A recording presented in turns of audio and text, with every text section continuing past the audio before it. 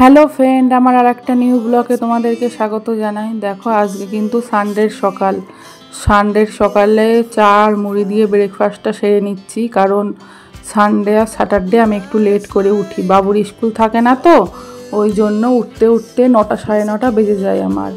ওই জন্য ব্রেকফাস্ট বানানোর আর টাইম পায় না, ওই জন্য মুড়ি আর চা দিয়েই কাজটা চালিয়ে নিই। কারণ যেদিনকে বাবুর স্কুল থাকে ওই দিন 5টা 45-এ উঠতে হয়, কারণ ওর জন্য 2টো টিফিন বানাতে হয়, প্লাস ওকে তুলতে হয়, ওকে দাঁত ব্রাশ করাতে হয়, ওর ব্যাগ গোছাতে হয়, ওর ড্রেস পরাতে হয়, তারপরে টাইম মতো বাসে উঠিয়ে দিয়ে আসতে হয়। কারণ 7টার থেকে একটুখানি লেট হয়ে গেলে বাস চলে যাবে, বাস দাঁড়িয়ে থাকে না কারোর জন্য। তারপরে 7টা 5 মিনিট আগেই ঘরের থেকে বেরিয়ে যেতে হয়। যেতে 2-3 মিনিট সময় লাগে, 2 মিনিট সময় লাগে না, 1 মিনিট মতো লাগে। আমাদের বিল্ডিংয়ের নিচে থেকে বাস দেখা যায়। তো যাই হোক, দেখো আজকে কিন্তু বাজার করে নিয়ে এসছে মটন আর চিংড়ি মাছ।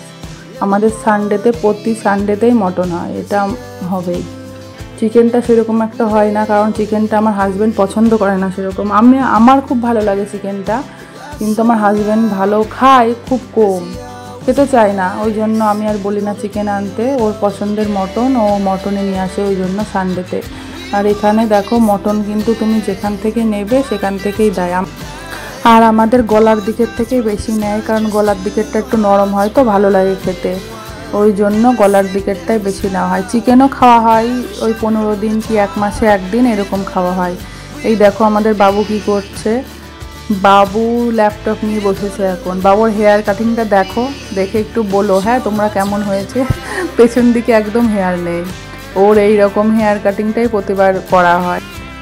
আমার বাবু কিন্তু একদমই ভিডিওতে আসতে চায় না, কেন যায় না, বলে যে আমাকে তুলবা না, তুমি আমাকে বাদ দিয়ে ভিডিও করো। ওই জন্য ওরটা লুকিয়ে লুকিয়ে একটু ভিডিও করছিলাম তো দেখে নিয়েছে, দেখে নিয়ে আর করতে দেয়নি। দেখো তারপরে কিন্তু রান্নাঘর পরিষ্কার, সব কাজ বাসন টাসন সব মেজে একবারে আমি রান্না করি, স্নান করে পুজো দিয়ে তারপরে রাঁধতে আসি।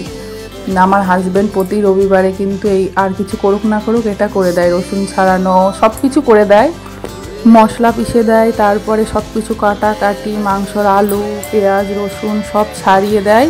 আমি শুধু দাঁড়িয়ে দাঁড়িয়ে খুন্তিটা নাড়ি। আমি হচ্ছে মেন কুক, আর আমার হাজব্যান্ড হচ্ছে আমার হেল্পার। যাই হোক দেখো, তো একটু হেল্প হয়ে যায় না, সব কিছু করতে গেলে আসলে রান্না করে খেতে খেতে অনেক লেট হয়ে যায়। আবার এখন ইউটিউবে জয়েন করেছি, সেখানে ফোন দেখতে দেখতেই তো হাফ সময় কেটে যাচ্ছে।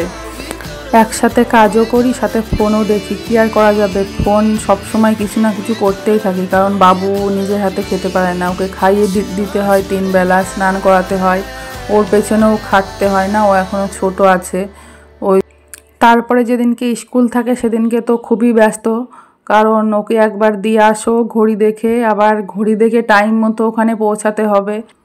লেবুগুলো যখন ব্যাগের থেকে নামিয়েছি দেখেছো, আজকে যে লেবুগুলো এনেছে ওইগুলো ওরম ফ্রেশ আর তাজাই নিয়ে আসে বাড়িতে, ফ্রিজে রেখে আমি খেতে খেতে এরকম অবস্থা হয়ে যায়, লেবুগুলোর এরকম হাল হয়ে যায়। দেখেছো?